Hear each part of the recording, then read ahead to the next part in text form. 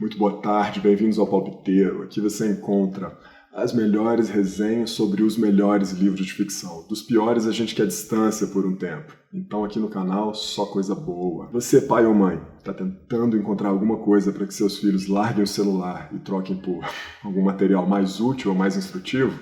Vem comigo, vai que aparece alguma sugestão aí. Professores de português tentando driblar os interesses dos alunos? Pode sobrar alguma coisa para vocês por aqui também. Vamos lá? Essa é a resenha de Portões de Fogo ou Gates of Fire, a velha conhecida história dos... This is madness! Madness. This is Sparta! Exemplos de Esparta, redigido por Steven Pressfield e aqui no Brasil, traduzido por Ana Lúcia Torres. Sem foto? Bom, tudo bem.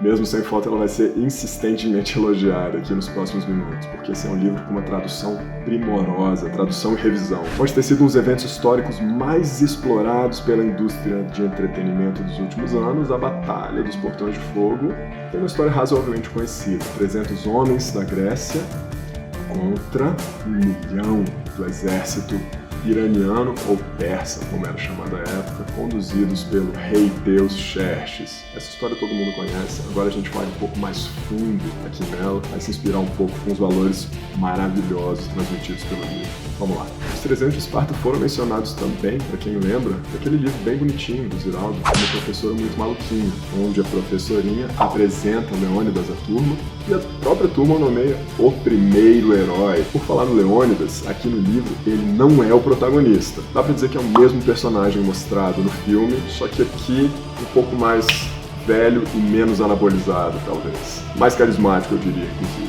O nosso Leônidas aqui é responsável pelas melhores tiradas do livro. Mas vamos lá, ao livro em si. Minha primeira observação é que não é exatamente um livro de fácil leitura. A história fica um pouco confusa nos primeiros parágrafos, talvez até no primeiro terço do livro, eu diria. Porque o que a gente tem é uma narrativa sobre uma narrativa. Nosso protagonista se chama Xeones, é um membro do exército espartano, que é capturado pelos persas e levado à presença do rei. Como o rei aqui é uma figura até mais amigável do que aquela mostrada pelo Rodrigo Santoro, um pouquinho menos afetado também, eu diria, ele tem interesse em saber da história e da formação dos espartanos. E a narrativa se desenrola pela voz do Xeones, narrada pela voz de outra pessoa. Aí as coisas podem ficar um pouquinho confusas, mas é óbvio que vale a pena. Sem mistério, o livro te recompensa rapidamente, especialmente no primeiro ato. Se a boa literatura é aquela que provoca sensações, pode ter certeza que a gente está diante de boa literatura.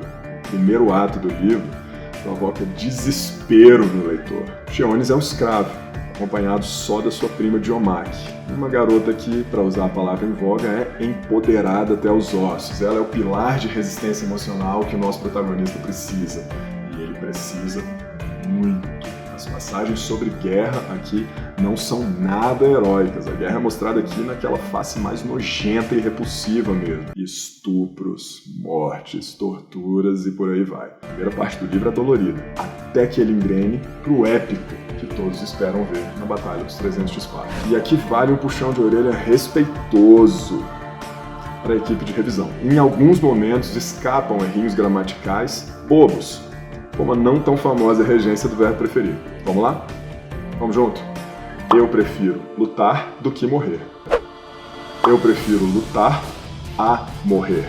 Talvez por distração, algumas passagens deixam passar essa escorregada, como essa aqui. Eu preferiria enfrentar de mãos nuas uma leoa em sua toca do que sua ira, senhora. É um erro bobo, facilmente corrigível. Ainda da série erros tão comuns que mal são percebidos pelo revisor, vem aquela velha escorregada do verbo haver, quando usado no passado. Vamos junto? A explicação é bem simples. Moro em São Paulo há 6 anos. Conheço meu amigo há 2 anos. Vamos lá? Vamos fazer a matemática? Vamos junto? Quando conheci meu amigo, já morava em São Paulo há 4 anos. Cadê o erro dessa frase? Quando conheci meu amigo, já morava em São Paulo havia 4 anos. Moro em São Paulo tem 6 anos. Conheço meu amigo tem 2 anos. Quando conheci meu amigo, já morava em São Paulo, tinha 4 anos. Pois é, essa é uma nuance mais chatinha de ser percebida, mas que vício extremamente comum e aparece em algumas passagens. Então a gente volta à história. Xiônnis é capturado pelos espartanos e inicia sua vida como escravo. Só que como Esparta apresenta uma certa mobilidade social, Xiônnis ascende ao posto de escudeiro, vira uma espécie de quase guerreiro. E esse é o nosso protagonista. Um cara dividido entre a devoção e também a raiva do povo que o acolheu e o escravizou. Essa dicotomia mostrada de forma bem competente ao longo do tempo. Prevalece o respeito. Xiônnis é inteiramente dedicado. Na verdade, Xiônnis é a maior parte do seu coração dedicado aos espartanos. Vem então o segundo ato e aqui que as coisas começam a ficar um pouco mais operacionais. Aqui finalmente a gente é apresentado o treinamento desumano dos espartanos e começa a entender por que esse é o épico favorito de 9 entre 10 policiais ou 9 entre 10 militares. Ao longo da obra você consegue entender melhor o ethos que move os guerreiros de elite, inclusive o dos dias atuais. Steven Pressfield foi fuzileiro naval, então digamos que ele sabe onde bater. As bravatas sobre irmandade bruta, irmandade rústica, são realmente muito cativantes. Lembra do que eu tinha dito sobre Leônidas ser responsável pelas melhores tiradas? Pois é sobre ele essa pérola aqui. Qual a diferença entre um rei espartano e um soldado? Um homem lançaria essa pergunta a seu companheiro enquanto preparavam a cama ao ar livre, sob uma chuva fria. Seu amigo, afetando preocupação, refletiria por um instante. O rei dorme naquela fossa ali adiante. E nós dormimos nessa aqui. Porção de Fogo ainda mostra as várias camadas emocionais e psicológicas da guerra. Embora surjam clichês inevitáveis, ele ainda é capaz de debochar de uma boa parte deles. Todo mundo já assistiu aquele momento dos filmes de guerra do discurso, que o general inflama sua tropa antes da última batalha. The enemy outnumbers a paltry 3-1. Good odds for any Greek. This day, we rescue a world from mysticism and tyranny, and usher in a future brighter than anything we can imagine.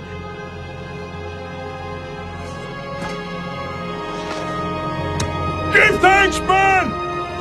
To Leonidas and the brave 300! To victory!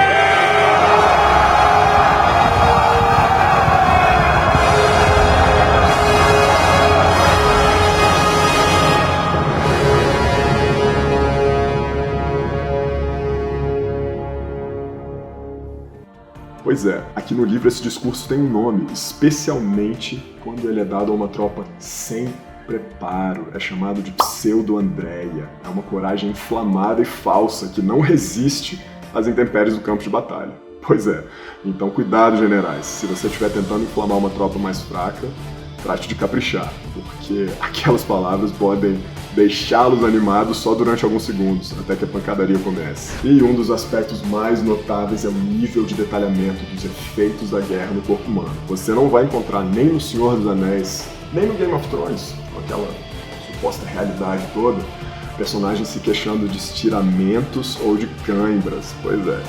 Em várias passagens aqui, o autor narra os efeitos da exaustão extrema, como o momento em que os guerreiros não conseguiam fazer uma cuia com as mãos para beber água. Tiveram que ter líquido derrubado, garganta abaixo. Alguém consegue se lembrar do Aragorn ou do Jon Snow se queixando de luxações depois de uma batalha? I know you won't hurt me. You know nothing, Jon Snow.